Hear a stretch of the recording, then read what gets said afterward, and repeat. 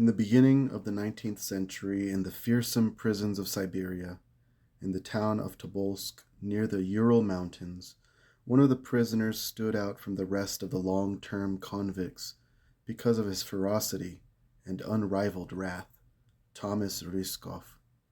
This convict was a gigantic, blond young man, about 24 years old, with deep blue eyes that shot flames of hatred and malice, and riveted to the spot with terror whomever he saw. He had tough, dry, and deep red lips, and his torso was athletic and Herculean, and his arms of steel revealed his amazing strength. He was condemned to life imprisonment for a murder which by no means he would acknowledge having committed. Indeed, the common opinion throughout the prison and the entire area was that some judicial error had been made, due to the false testimony of his enemies. People believed this because every day Thomas showed anger and indignation for his sentence, at times shouting in a frightful fit, "I'm innocent! I'm innocent! I didn't do anything! Let me out! Let me out of here!" And then, with the rage of a wild animal, he would bang his head against the wall of his cell until he bled. At such times his eyes resembled those of a hunted animal, and foam came out of his mouth, as it would from a raging wolf that wants to tear its prey to pieces. In this condition, Thomas became so wild that he resembled a ferocious tiger that escaped from his iron cage. But even when he settled down somewhat, he emanated hatred for everyone in his miserable, suffocating environment. As time passed, Thomas walled up within himself even more, so that he looked like a hunted, whipped wolf. This is why the other prisoners made up the nickname Wolfman Tom. This is what they called him to tease him.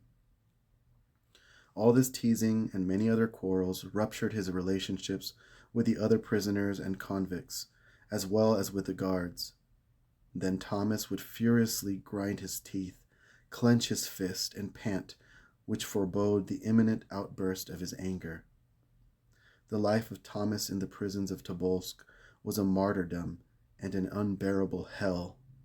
On the one hand, the prisoners' nasty harassment, and on the other hand, the ruthless guards' beatings to bring him to reason and to pacify him, drove Thomas to despair and to decide either to escape from this nightmarish hell or to put an end to his tortured life. It was not uncommon to hear Thomas talking to himself and saying with a wild look and trembling lips, "I'll get revenge. I'll get revenge on all the criminals who are keeping me in here because I'm completely innocent. Innocent!" In this manner, 3 entire years of indescribable misery rolled by. Then one fierce autumn night, with torrential rain, thunder, and lightning, the prison sirens screamed, rallying the prisoners to help divert the rainwater that had flooded the pitch-black, rotten prisons. At that time, Thomas Ryskov seized the opportunity to make his escape. The guards chased after him in the neighboring forest, where they thought he had fled, even though only the most savage, predatory beast lived there. The next day dawned with a sickly cold sun, which enabled the guards to discover the grievous news of the night. Thomas had finally succeeded in escaping by brutally killing 2 guards, splitting their skulls in half. The corpses of the victims were found in the heart of the forest, where Thomas was lurking in ambush. The military authorities of Tobolsk sent out squads with hunting dogs to search for the runaway murderer. All the people in the area were troubled by the hideous crime and took appropriate measures to protect themselves. The authorities announced everywhere his facial and physical characteristics in the slim hope of finding the runaway prisoner or his hideout, but all in vain. Even though the reward for capturing this fearsome criminal reached the incredible sum of 1,000 silver rubles, no one could ever find out if he was still alive or had been torn to pieces by the wild jackals of the forest where he had fled. Some peasants who read the wanted posters licked their lips, dreaming about the fantastic reward, and said, "Too bad.